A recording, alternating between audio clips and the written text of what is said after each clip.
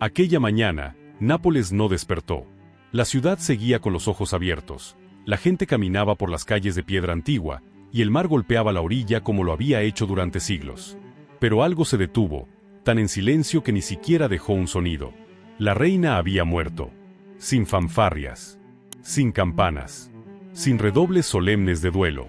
Solo un susurro que se pasaba de mano en mano dentro del palacio, fino como la niebla del amanecer, frío como el mármol bajo los pies. La reina ha fallecido. No pronunciaron su nombre. El nombre propio, eso que pertenece a las personas, parecía innecesario.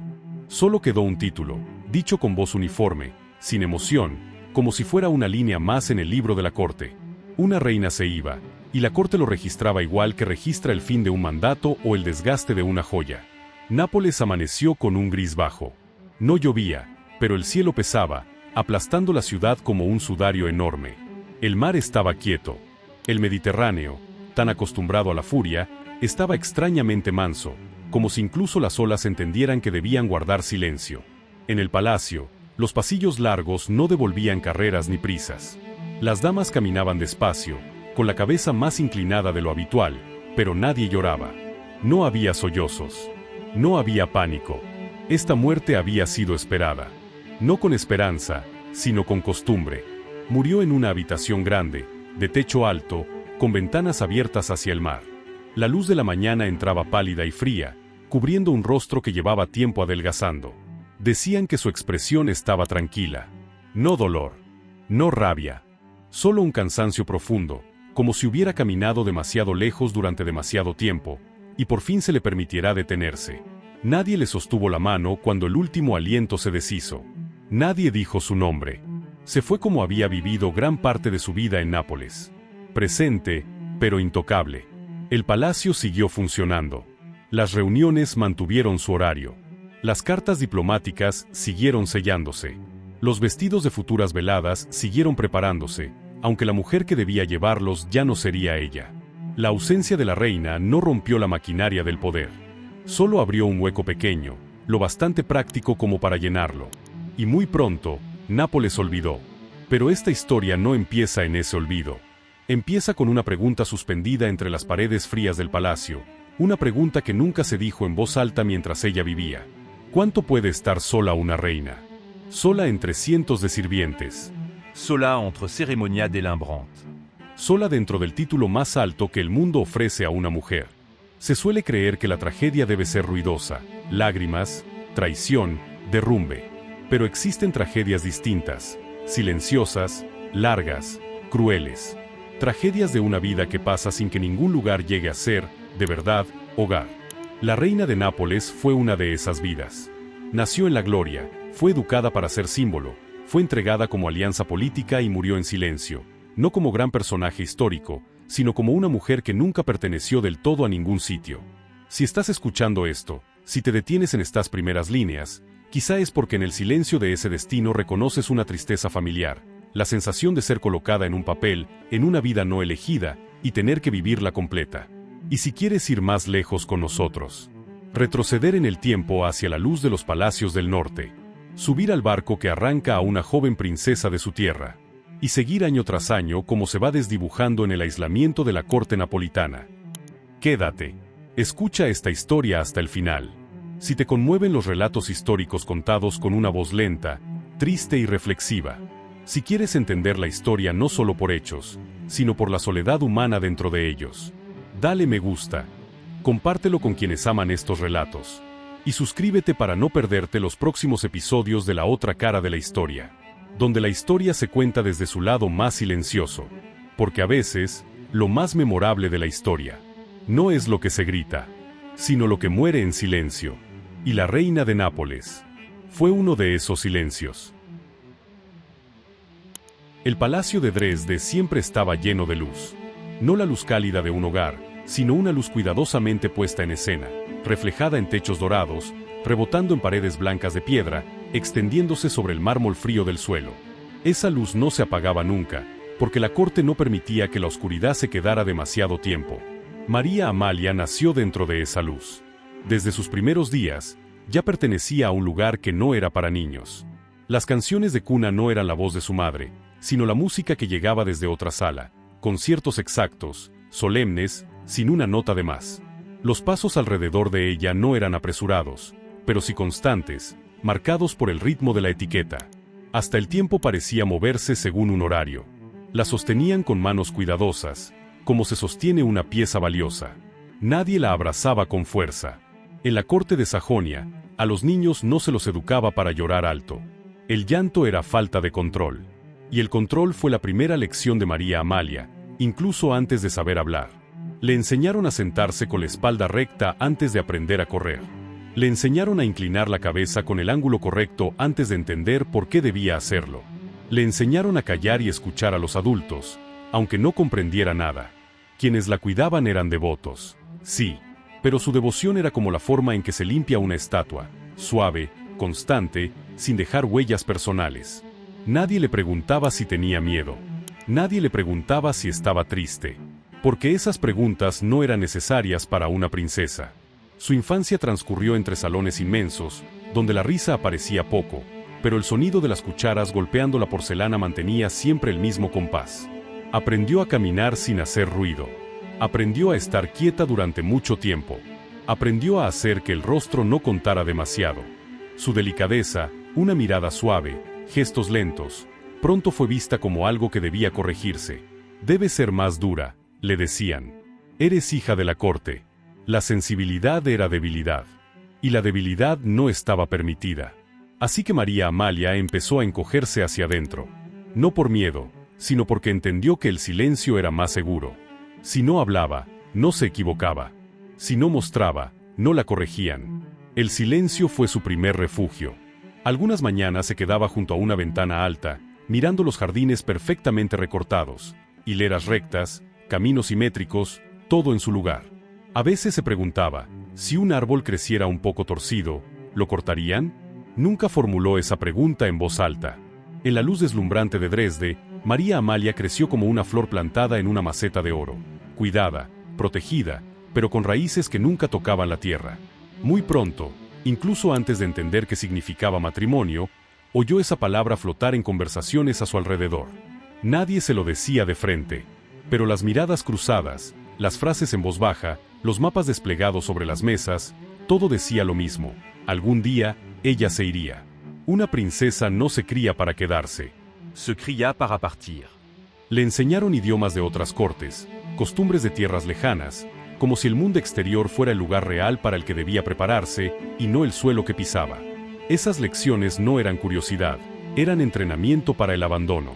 El amor nunca fue parte del programa. Le hablaban de responsabilidad, de alianzas, de paz entre dinastías. Le decían que casarse era un honor. Pero nadie preguntaba, ¿tú quieres? Esa pregunta no existía dentro de la corte. María Amalia entendió muy pronto que su vida ya estaba dibujada con líneas principales. Ella no debía elegir, debía caminar sobre lo trazado. Hubo noches en que se acostaba en una habitación enorme, con un techo tan alto que hasta el sonido más pequeño parecía tragado por el aire. Escuchaba el viento en los pasillos, el reloj marcando las horas, y pensaba, si algún día me voy de Dresde, ¿este lugar me recordará? La respuesta siempre era confusa, porque incluso estando allí, ella nunca había pertenecido del todo. Patria, para María Amalia, no era un olor ni un abrazo ni un recuerdo cálido. Era un punto en un título largo. Y con los años, el hilo que la unía a ese lugar se volvía más y más fino, como si hubiera sido hecho para romperse. Desde el inicio, la quisieron con condiciones. Y el cariño con condiciones nunca da seguridad. Por eso, cuando la partida se acercó, María Amalia no entró en pánico. Solo aceptó, como había aceptado todo antes. Irse no fue un shock, fue lo inevitable. Una princesa nace para convertirse en reina en otra parte. Una niña crece para pertenecer a una corte que no es la suya. Y así, incluso antes de subir al barco decisivo, María Amalia ya había perdido lo que muchos consideran lo más básico, la sensación de pertenecer al lugar donde nació. Esa fue su primera tragedia. Silenciosa. Sin lágrimas, pero extendida a lo largo de toda su vida. El día en que María Amalia fue entregada en matrimonio llegó como un ritual ensayado durante demasiado tiempo. No hubo sorpresas aquella mañana. El palacio de Dresde se vistió con su esplendor habitual, alfombras gruesas en los pasillos, velas encendidas en su sitio exacto, rostros solemnes en filas perfectas. Todos sabían dónde colocarse, cuándo inclinar la cabeza. Todo fluía con precisión, impecable, como si no fuera el día en que una persona abandonaba su vida anterior, sino una pieza más del engranaje cortesano. María Amalia caminó bajo la luz cegadora del gran salón. El vestido blanco, pesado, arrastraba detrás de ella. Pesado no solo por la tela, sino por lo que significaba. Sobre su cuerpo iban los símbolos de 2 casas reales, alianzas, tratados que jamás le pidieron aprobar. Nadie la miraba como a una novia. La miraban como a una promesa firmada. La música sonaba perfecta, solemne, y aún así no tocaba el corazón. Las felicitaciones se leían con un tono grave, sin temblores, sin emoción. No era un día para sentir. Era un día para cumplir.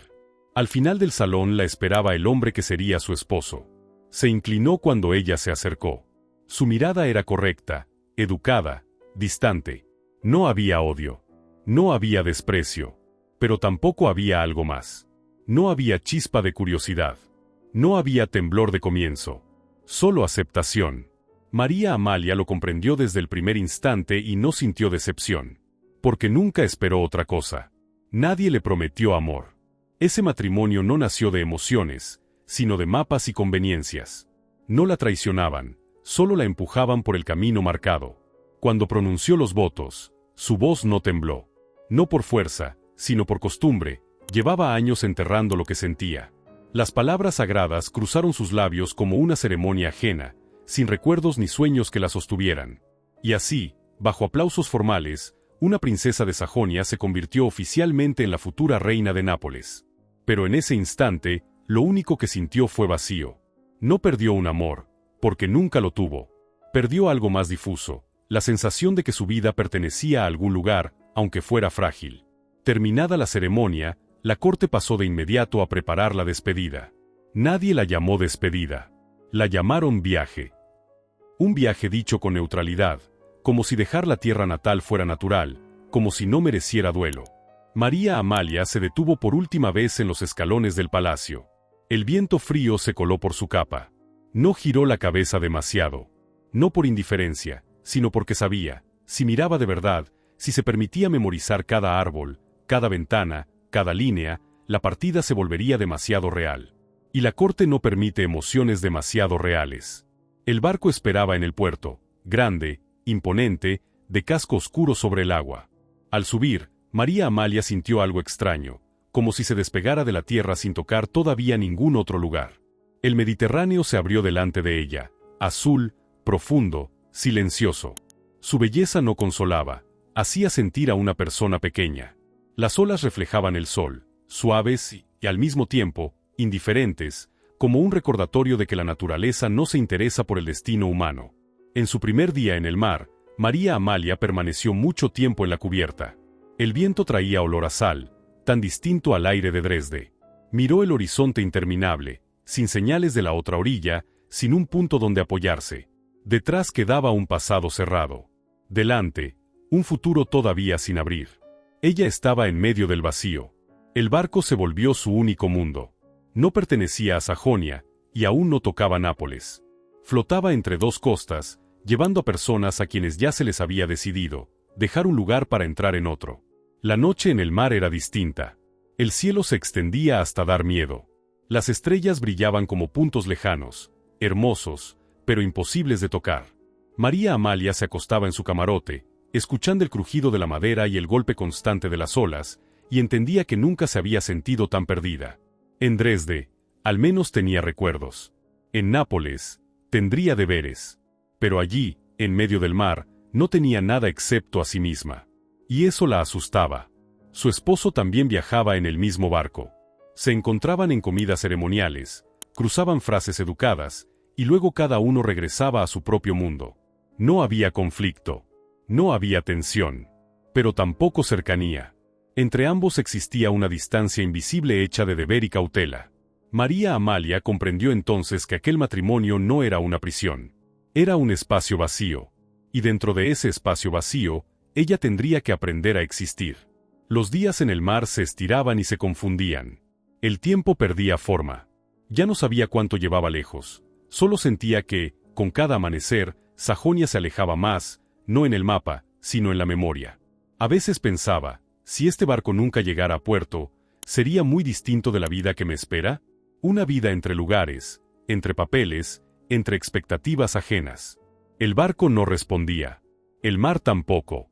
Y así, María Amalia siguió a la deriva, llevando consigo el silencio que la acompañaba desde la infancia, avanzando hacia Nápoles, un nombre extraño, una corte extraña, una vida extraña. Aún no sabía que ese lugar nunca sería un hogar. Pero en ese instante, en medio del azul profundo, su instinto ya lo susurraba. Hay matrimonios que no empiezan con amor. Y hay viajes cuya llegada no es un destino, sino otra forma de exilio. Cuando el barco atracó en Nápoles, María Amalia no sintió que hubiera llegado. El puerto era ruidoso, brillante, bañado por el sol del sur. El aire olía a sal, a pescado fresco, a madera húmeda y a carbón. La ciudad se abría ante ella como un cuadro con demasiados colores, demasiado movimiento. Y, sin embargo, entre todos esos sonidos, ella oyó con claridad otra cosa, su propia sensación de estar fuera de lugar. Esto no era Dresde. No existía el silencio solemne del norte. No había salones donde los pasos se contuvieran. Nápoles era vivo, ardiente, y no esperaba a que nadie se adaptara. La ciudad no se inclinaba para recibir a la nueva reina, seguía latiendo con su propio ritmo, indiferente a su presencia. El palacio napolitano apareció con un esplendor distinto a todo lo que ella conocía. Los colores eran más intensos, el dorado más abundante, las paredes más recargadas, los grandes cuadros más teatrales, victorias, poder, gloria de una dinastía. La luz aquí era dura, directa, sin ternura. No acariciaba, exponía. Desde el primer paso tras la puerta, María Amalia sintió las miradas caer sobre ella. No eran miradas de bienvenida. Eran miradas de examen. La nobleza de Nápoles la observaba como se observa una pieza nueva en un tablero. Cada gesto, cada expresión, cada pequeño retraso suyo frente a un ritual ajeno quedaba registrado, evaluado y comentado a sus espaldas. Ella aún no hablaba su idioma con fluidez. Su acento tropezaba entre frases rápidas, fuertes, cargadas de intención. Había cosas que nadie decía en voz alta, pero que todos entendían. Maria Amaliano. Ella no dominaba las reglas invisibles, los vínculos enredados, las fronteras secretas del poder en aquella corte. Cada duda suya, cada vez que pedía que le repitieran una frase, enfriaba un poco más el ambiente. Era reina. Pero antes que nada, era extranjera. Los primeros días dentro del palacio avanzaron con lentitud. Todo estaba organizado para ella: habitaciones, horarios, sirvientes, ceremonias, apariciones públicas. Pero nada de eso le pertenecía. Se movía por los espacios como una invitada de honor a la que no se le permite quedarse demasiado en ninguna estancia. Su esposo estaba absorbido por el gobierno. Se veían en horas fijadas, intercambiaban cortesías necesarias. Él no era cruel. Tampoco era cercano. Su indiferencia, de algún modo, era más fría que un enfrentamiento. Y entonces apareció la suegra en la vida cotidiana del palacio, una mujer acostumbrada al mando, a dar órdenes, a ser escuchada. No necesitaba alzar la voz para dominar. Bastaba una mirada, un leve asentimiento, y el orden quedaba establecido. Ante ella, María Amalia entendió su lugar real. Reina, pero sin poder. Símbolo, pero sin voz. Las decisiones importantes se tomaban donde ella no estaba. Las conversaciones verdaderas ocurrían detrás de puertas cerradas. Su tarea era aparecer en el momento justo, sonreír en el lugar correcto y callar cuando hiciera falta. Su presencia era requerida. Su participación, no. Las cenas y bailes se sucedían uno tras otro. El gran salón brillaba con velas, las risas no se apagaban, las copas chocaban sin descanso. María Amalia ocupaba el centro, y aún así se sentía en la periferia. La gente hablaba alrededor de ella, por encima de ella, a través de ella. Rara vez con ella. Cuando ella decía algo, la conversación se detenía un instante. No porque se equivocara, sino porque esa voz aún no era familiar. Y enseguida, el río volvía a correr, dejándola con su frase a medio camino. Hubo momentos en que se preguntó, si salgo de esta sala, ¿alguien lo notará? La corte de Nápoles era más poblada que Dresde, más ruidosa, pero también más sola de una forma distinta. En Dresde, había aprendido a callar para sobrevivir. En Nápoles, El silencio se convirtió en destino. Nadie podía acercarse a la reina de manera natural. Cada reverencia era cálculo. Cada saludo, protocolo. No había conversaciones privadas sin vigilancia. No nacían vínculos por empatía. Ella estaba rodeada de sirvientes, nobles, ministros, pero no tenía amigos. La soledad de una reina no es no tener gente cerca. Es no tener a nadie contigo. Incluso cuando enfermaba, el cuidado tenía sabor a obligación. Venía el médico, examinaba, recetaba. Los sirvientes se turnaban. Pero nadie le preguntaba cómo se sentía. Su cuerpo era atendido, su alma, no. Todo en su vida estaba bajo la luz de la ceremonia. No había una esquina oscura donde esconderse. No había un espacio propio para ser frágil. Cada paso suyo era parte de una obra de poder mucho más grande que ella. Y en esa obra, su papel ya estaba escrito. Una reina amable, callada, sin oleaje. María Amalia interpretó ese papel con perfección. Pero la perfección tenía un precio. Pasaron los meses y ella empezó a borrarse de sí misma. Sus pensamientos dejaron de pronunciarse. Sus emociones dejaron de nombrarse. Aprendió a existir como una sombra moviéndose entre el oro, como un cuadro colgado en la pared, visto, valorado, pero no escuchado. Aislamiento en el centro del poder, ese era su destino. Y cuanto más tiempo permanecía dentro del palacio napolitano, más comprendía que aquel lugar no era un hogar. Era un escenario donde debía estar bajo una luz brutal, sola, sin permiso de bajar. Ella creyó que irse de Sajonia era su pérdida más grande. Pero en Nápoles descubrió otra verdad. Hay pérdidas que no nacen de abandonar un lugar, sino de quedarse atrapada en un lugar que nunca te pertenece. Nápoles le dio un título, pero le arrebató una presencia real. Y dentro de ese silencio largo, la tragedia de la reina no estalló. Solo creció despacio, día tras día, entre muros dorados. En la corte de Nápoles, el tiempo de María Amalia dejó de medirse en meses y años. Se medía en preguntas repetidas, siempre iguales, siempre dichas con una cortesía cruel. ¿Cuándo llegará la buena noticia? ¿Cuándo dará la reina un heredero? Nadie lo llamaba presión. Lo llamaban responsabilidad. Y la responsabilidad, en ese mundo, no admite rechazo. Desde el instante en que entró al palacio como reina, su cuerpo dejó de pertenecerle. Se volvió parte de la dinastía, del futuro del trono, de mapas políticos trazados con sangre y linaje. Cada mirada sobre ella cargaba la misma pregunta, aunque no se pronunciara: ¿cumplirá este cuerpo su misión? María Amalia lo entendía perfectamente. Sabía que su silencio, su paciencia, incluso su lugar en esa corte, dependían de su capacidad de dar a luz. Una reina sin heredero era una reina incompleta, un puesto frágil, siempre reemplazable. Y así, cada embarazo no era esperanza. Era miedo. Un miedo silencioso, largo, pegado a ella incluso en el sueño. Miedo a que su cuerpo no resistiera. Miedo a que el niño no fuera fuerte. Miedo a las miradas de la corte si algo fallaba. Miedo a la última nada, si todo esfuerzo terminaba en vacío. Nadie le dijo que tenía derecho a temer. Cada vez que se anunciaba un embarazo, el palacio se encendía como si hubiera ganado una batalla. Se felicitaban, se ilusionaban, empezaban a calcular. María Amalia, en cambio, se encerraba, escuchando su cuerpo cambiar día a día con la extrañeza de habitar una piel que ya no era completamente suya. No podía mostrarse débil. No podía quejarse. No podía tener miedo. Los médicos entraban y salían con regularidad. Hablaban entre ellos con un lenguaje seco y exacto, sin emoción. Los términos médicos sonaban como sentencias. Hablaban de ella, delante de ella, pero rara vez con ella. Su cuerpo era medido, anotado, vigilado. Su angustia, no. La corte napolitana no tenía espacio para la fragilidad. Aquí todo debía funcionar sin fallas. Incluso el dolor debía esconderse, ordenado, sin perturbar el sistema. Y los males empezaron, lentos, insistentes. No fiebre teatral, no dolores evidentes.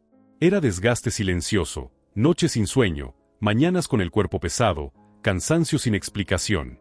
María Amalia adelgazó. Su rostro se volvió pálido bajo la luz dura de Nápoles. Pero seguía apareciendo cuando tocaba, vestida con lujo, sosteniendo una sonrisa serena. Nadie quería ver a una reina agotada. Querían ver un símbolo de estabilidad. Y entonces llegó la pérdida. No con un grito. No con tragedia pública. Llegó en silencio, como llegaban las tragedias de su vida. Una vida pequeña se fue antes de crecer, llevándose todas las esperanzas que la corte había depositado sobre su cuerpo. La noticia no se difundió. No hubo duelo oficial. No hubo rito para llorar. Esa pérdida no convenía mostrarla. Era triste, sí, pero no debía interrumpir el río del poder. María Amalia tenía permiso para sufrir, pero solo en silencio. Nadie la consoló con dulzura. Nadie le permitió derrumbarse.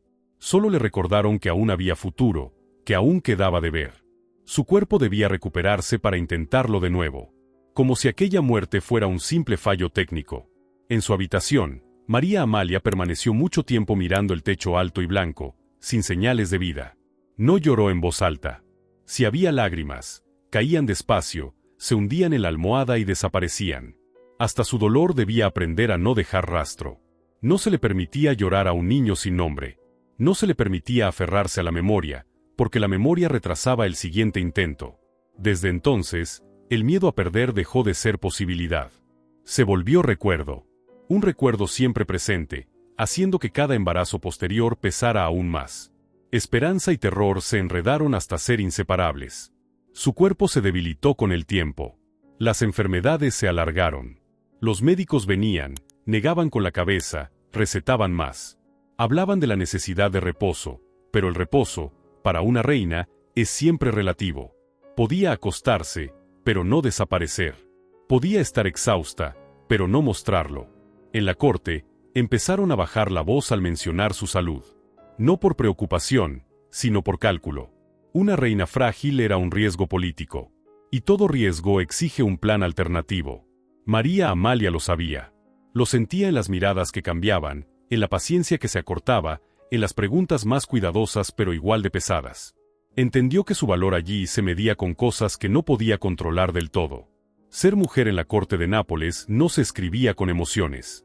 Se escribía con función. Y cuando esa función se volvía incierta, la mujer también se volvía incierta. María Amalia siguió viviendo como una sombra de sí misma. Seguía siendo reina, seguía apareciendo cuando era necesario, pero por dentro algo se había cerrado para siempre, la parte que alguna vez esperó ser querida por lo que era, y no solo por su capacidad de producir el futuro de otros. Su dolor no tenía lenguaje, no tenía espacio, no tenía testigos. Se lo tragó por dentro. Se asentó. Se volvió parte del silencio antiguo que la acompañaba desde niña. Y ese silencio, acumulado con los años, la desgastó más rápido que cualquier enfermedad. Entre el oro del palacio napolitano, María Amalia comprendió una verdad amarga. Para una reina, nacer ya es destino. Pero ser una mujer completa es un lujo. Y desde ahí, su tragedia dejó de ser solo aislamiento. Se volvió desgaste, lento, constante, irreversible. Durante un tiempo, María Amalia todavía escribía a Sajonia. Las primeras cartas eran cuidadosas, letra ordenada, cada frase medida. Hablaba del clima de Nápoles, del mar azul, del palacio enorme, de rituales extraños. No para compartir alegría, porque había poca, sino porque creía que contar mantendría intacto el hilo que la unía a su origen. Esas cartas eran como anclas pequeñas lanzadas hacia el pasado. Pero poco a poco, las respuestas se hicieron raras. Primero tardaban. Luego eran cortas. Luego quedaban reducidas a unas líneas de cortesía. Nombres conocidos aparecían menos. Detalles que antes sonaban a hogar desaparecían. Sajonia se describía como si ella ya no existiera allí. María Amalia leía despacio, como si al leer con suficiente cuidado pudiera encontrar un hueco reservado para ella. Pero cada vez que doblaba la carta, la pérdida se volvía más nítida. Sajonia seguía allí. Pero ya no era la Sajonia de ella. La tierra natal no desaparece, continúa, simplemente, sin necesitarte. Nuevas ceremonias. Nuevas caras. Otros niños creciendo bajo la luz de Dresde, niños que no la conocen y no tienen por qué conocerla. María Amalia entendió algo doloroso. La patria no es donde naces. Es donde aún te recuerdan cuando estás lejos. Y Sajonia, con su silencio, respondió con claridad. En algunas noches, se quedaba sola en su habitación de Nápoles, sosteniendo una carta vieja leída demasiadas veces, como prueba de otra vida. Intentaba recordar el aire de la mañana en Dresde, la luz pálida del norte, el silencio familiar de los pasillos. Pero la memoria empezó a borrarse. No porque ella quisiera olvidar, sino porque la memoria también necesita alimento. Y cuando nadie la comparte, nadie la repite, incluso lo más nítido se vuelve lejano, como un sueño que hace demasiado tiempo no se cuenta. María Amalia no podía regresar a Sajonia. No solo por la distancia, sino porque lo sabía, si volvía, ya no habría lugar para ella. Sería una invitada, recibida con educación, pero sin permiso de quedarse. Esa idea le helaba la sangre. Una mujer separada de su patria y que, al querer regresar, descubre que la patria cerró la puerta. Eso es un exilio sin cadenas. ¿Y Nápoles? Nápoles nunca le abrió la puerta. La ciudad vivía alrededor de ella, pero no con ella. El pueblo conocía a la reina como una imagen lejana, una mujer que aparece en balcones en grandes fiestas, un rostro serio en ceremonias religiosas, un símbolo nombrado por su título, no por su nombre. Ella no hablaba su idioma como una nacida allí. No comprendía del todo sus bromas, sus rabias, sus preocupaciones diarias. La distancia entre una reina y el pueblo no era solo jerarquía, era extrañeza. María Amalia cruzaba Nápoles como una figura cuidadosamente guardada, sin rozar la vida real. No había recuerdos compartidos. No había arraigo. No había nada que pudiera llamar mío. La corte solo la recordaba cuando la necesitaba. Cuando necesitaba una reina visible para afirmar la estabilidad del trono. Cuando necesitaba un símbolo suave para calmar al público. Cuando necesitaba una mujer junto al rey en los ritos solemnes. Fuera de esos momentos, ella era casi invisible. María Amalia entendió que su existencia en Nápoles era intermitente, estaba presente cuando debía ser vista. El resto del tiempo se le permitía desaparecer en el silencio, siempre que no causara problemas. Nadie le preguntaba si era feliz. Nadie le preguntaba qué pensaba de ese lugar. No pertenecia a Sajonia. Tampoco pertenecía a Nápoles. Y en el vacío entre ambos lugares, la idea de hogar se deshizo por completo. El hogar dejó de ser un sitio. Y dejó de ser una persona. María Amalia vivía en un mundo donde todos los nombres de lugares se volvían provisionales. Cada mañana sabía dónde estaba, pero no sabía a dónde pertenecía. Esa sensación la seguía como una sombra, constante, pegada, sin soltarse. A veces pensaba, si desapareciera, ¿habría algún lugar que realmente perdiera una parte de sí? No había respuesta. Y ese fue el clímax más silencioso de su tragedia, no un evento, no un derrumbe, sino el instante en que comprendió que había perdido por completo la capacidad de llamar hogar a algo. Desde entonces, ya no deseó volver. Tampoco deseó quedarse. Solo existía. Entre los muros dorados de Nápoles y los recuerdos que se apagaban de Sajonia, vivía como alguien fuera de todos los lugares, una reina con títulos de dos cortes, pero sin patria. Y cuando una persona ya no tiene dónde volver, toda soledad anterior se vuelve irremediable. Los últimos años de María Amalia no llegaron como un hecho claro. Llegaron como cuando, en una habitación amplia, van retirando poco a poco la luz. Nadie nota el primer instante en que la sombra toca la pared, solo al mirar atrás se descubre que la estancia ya es otra. El mundo de la reina se fue encogiendo. Al principio todavía asistía a las grandes ceremonias, todavía ocupaba su lugar habitual en el salón, todavía llevaba vestidos pesados y sostenía el rostro sereno que había practicado toda la vida. Pero, con el tiempo, esas apariciones se hicieron raras. Nadie lo anunció. Nadie lo explicó. Simplemente apareció un asiento vacío, y después ese vacío se volvió costumbre. La habitación de la reina pasó a ser el centro de su universo. Era un cuarto grande, de techo alto, decorado con la elegancia propia de la monarquía napolitana, cortinas gruesas, paredes claras, muebles finos. Pero para María Amalia ya no significaba lujo. Era una pausa alargada, un silencio con paredes, donde el tiempo corría más lento que en el resto del palacio. Pasaba muchas horas junto a la ventana. La ventana daba al mar. El Mediterráneo se extendía ante sus ojos, profundo, brillante bajo el sol. El mar estaba siempre allí, cada día, casi sin cambios, un recordatorio cruel de la libertad, tan visible y tan imposible para ella. María Amalia no miraba el mar para soñar. Lo miraba como se mira a algo que se perdió. Los barcos, lejos, avanzaban despacio hacia puertos sin nombre. Ella no sabía de dónde venían ni a dónde iban. Pero, en ese instante, los envidiaba. Al menos, ellos seguían yendo. Su cuerpo ya no le permitía salir mucho. El cansancio se prolongaba, los dolores sordos convertían cada paso en esfuerzo. Los médicos seguían visitándola y hablaban con ese tono igual de siempre, no mentían, pero tampoco prometían. Sus consejos giraban alrededor de mantener a la reina estable. Estable, una palabra perfecta para la corte. Nadie hablaba de vida o de muerte, solo de sostener el estado de las cosas. Y María Amalia, por costumbre, lo aceptaba. Fue desapareciendo de la vida pública con lentitud. Primero su ausencia se explicaba por la salud. Después ya no hizo falta explicar nada. La corte se adaptó con rapidez. Las ceremonias continuaron. Las reuniones siguieron. El asiento de la reina podía estar vacío, pero el ritual no se detenía. María Amalia lo entendió sin necesidad de palabras. Entendió que ya no era necesaria. Hubo días en que nadie llamaba a su puerta, salvo los sirvientes.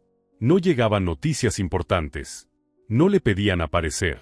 Ella existía dentro de un tiempo suspendido, donde cada día se parecía al anterior y el futuro no ofrecía nada que esperar. Dejó de escribir cartas. No porque no tuviera que decir, sino porque ya no tenía a quién.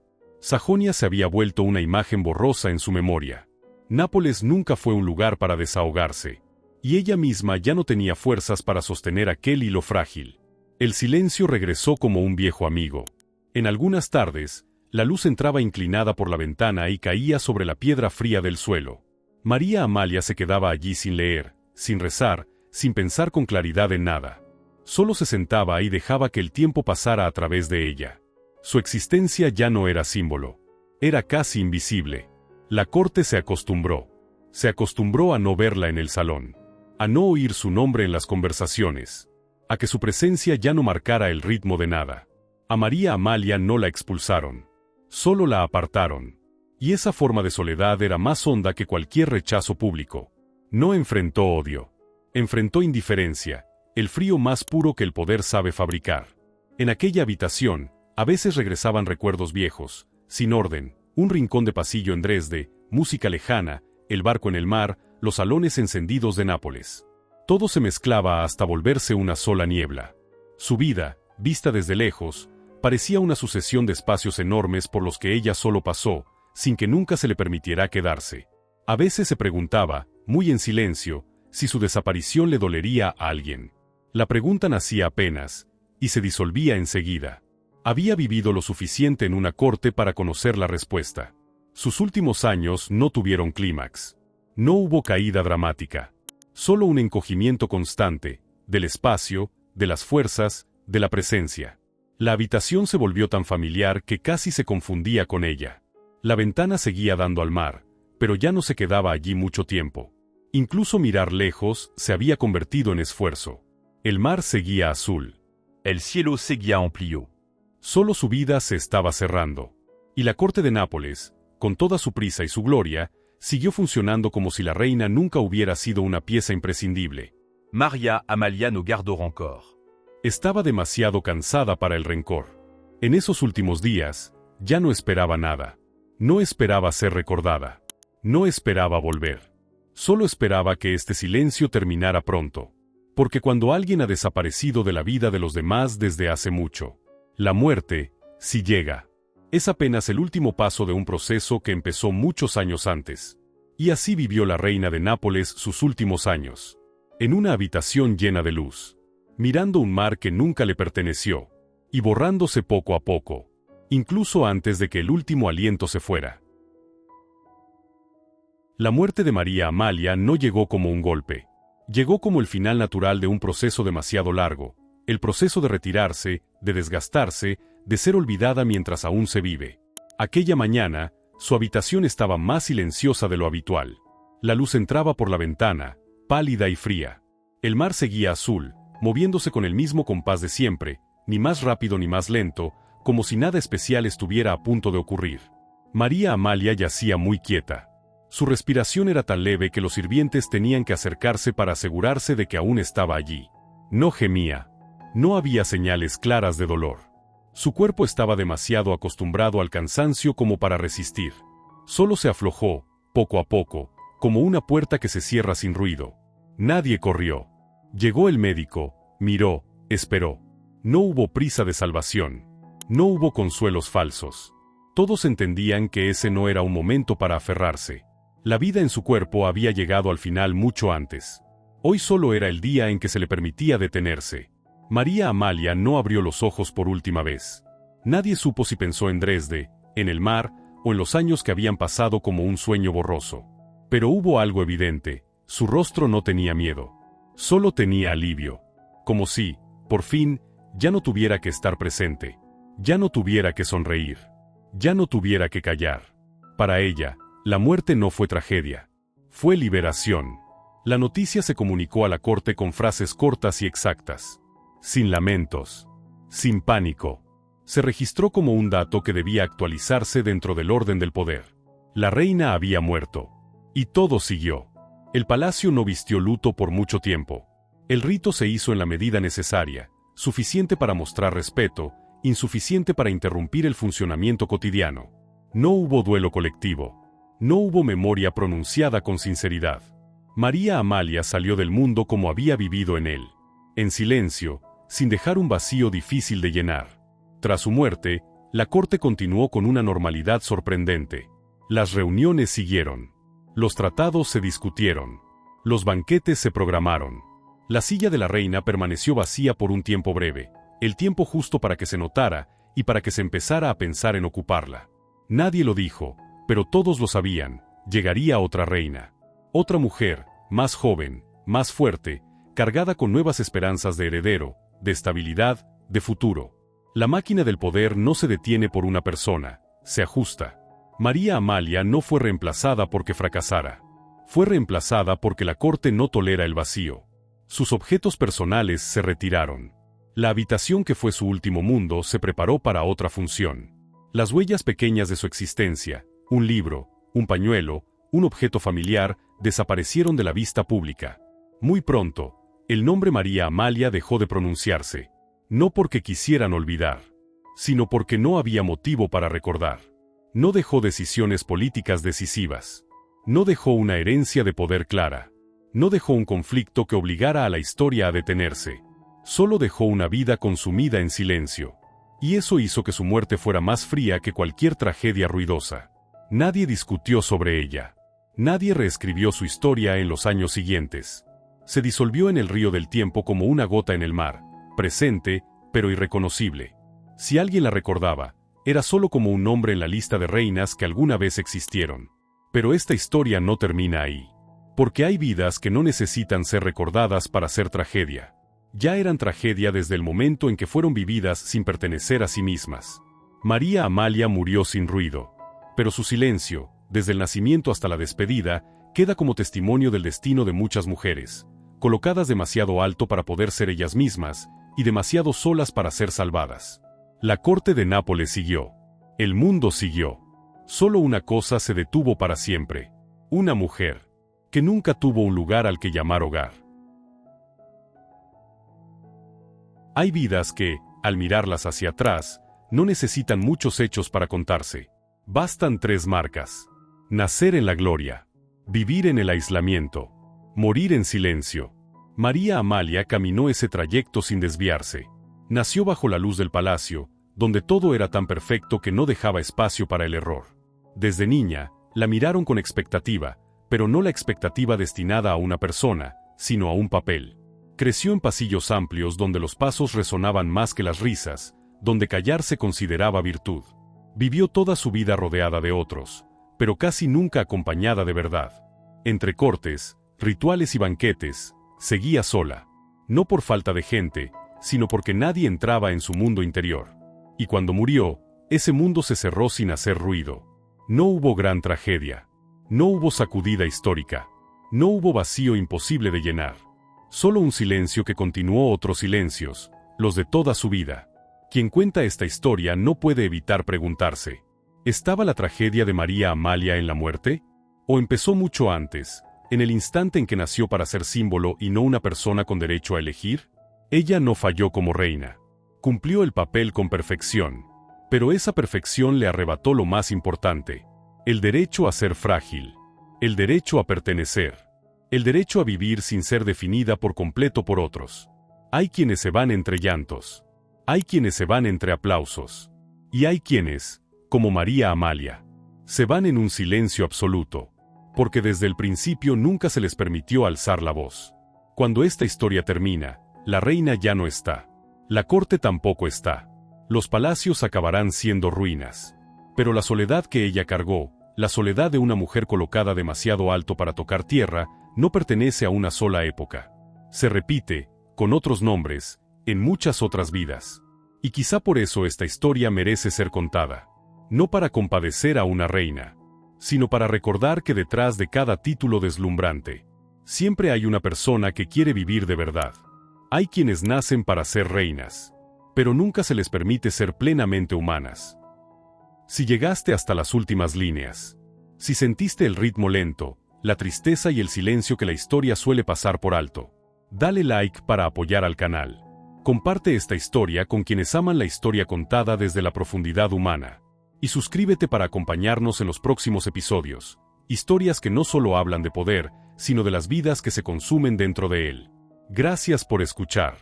Porque a veces, lo más humano que podemos hacer con la historia es sentarnos y dejar que sus silencios hablen.